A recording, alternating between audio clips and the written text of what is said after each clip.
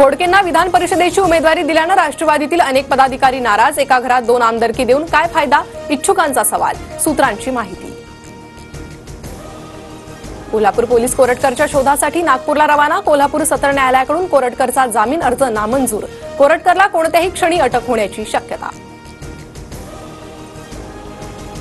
राज्यातील महापालिकांच्या निवडणुका ऑक्टोबरनंतरच होणार। विश्वसनीय सूत्रांची TV9 मराठीला माहिती।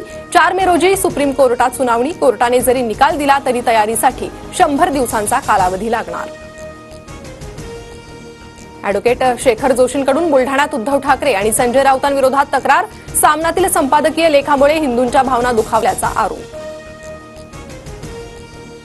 अंतराळवीर सुनीता विल्यम्स तब्बल 9 महिन्यांनी पृथ्वीवर परतल्या। भारतीय वेळेनुसार पहाटे 3:27 यान फ्लोरिडाच्या समुद्रात उतरलं। सध्या चालता येत नसलं तरी चेहऱ्यावर समाधानाचं हास्य।